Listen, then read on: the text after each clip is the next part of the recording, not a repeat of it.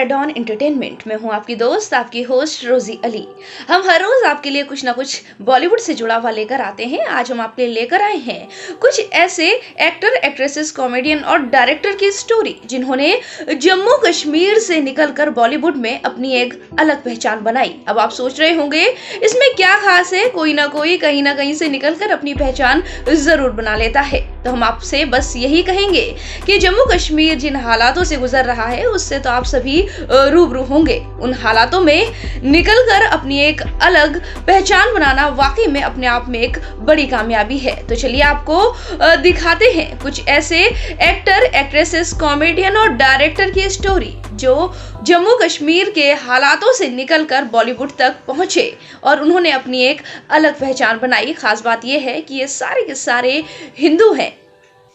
हिंदी फिल्मों का पहला देवदास के.एल. सहगल। जम्मू में जन्मे के.एल. सहगल अपने समय के सुपरस्टार थे। उनके पिता जम्मू कश्मीर के राजा के यहाँ तहसीलदार थे, तो माँ उनकी भजनों को सुना सुना कर उनके अंदर म्यूजिक का शौक लगा गई। धीरे धीरे वो जम्मू की रामलीला में सितार बजाने लगे।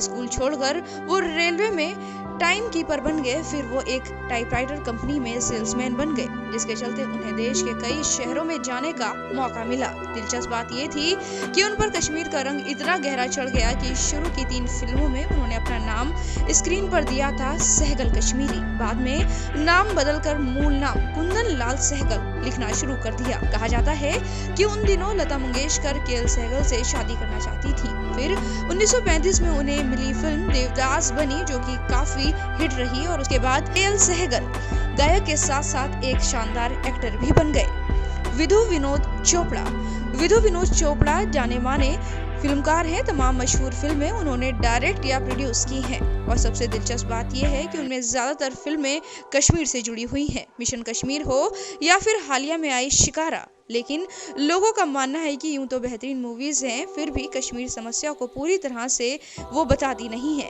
सिर्फ छू कर निकल जाती है। विधु के खानदान का कनेक्शन पेशावर से है, लेकिन उनका जन्म श्रीनगर में हुआ है। 1990 में कश्मीरी पंडितों के नरसंहार के बाद उनकी मां उन्हें मुंबई ले आई थी। फिर विधु ने FTTI पुणे में एडमिशन लिया। उसके बाद उनका शानदार फिल्मी सफर शुरू हो गया।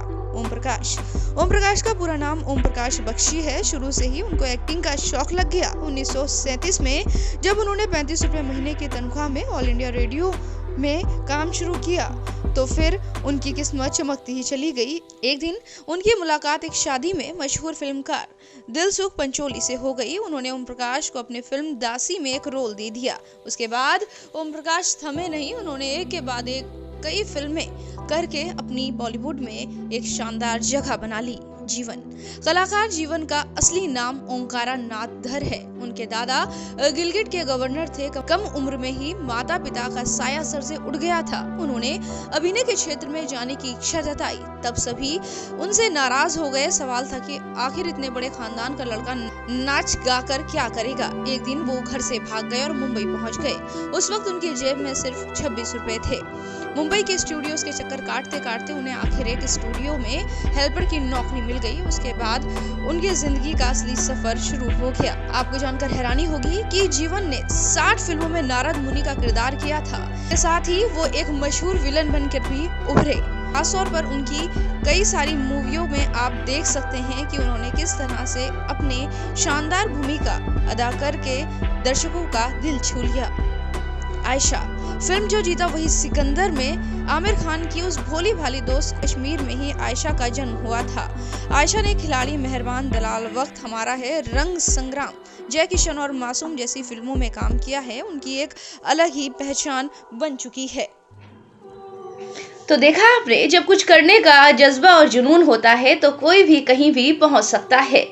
ये थी कुछ बॉलीवुड स्टार्स की स्टोरी जिन्होंने बुरे हालातों से निकलकर अपनी एक अलग पहचान बनाई और आने वाले समय में आपको कई सारे ऐसे एक्टर और एक्ट्रेसेस की हम स्टोरी सुनाते ही रहेंगे। हमारी वीडियोस को शेयर और लाइक करना ना भूलें। अगर आप हमारे चैनल में नए हैं तो सब्सक्राइब जरूर करें। इसके साथ साथ नीचे लगी घंटी को बजाना ना भूलें।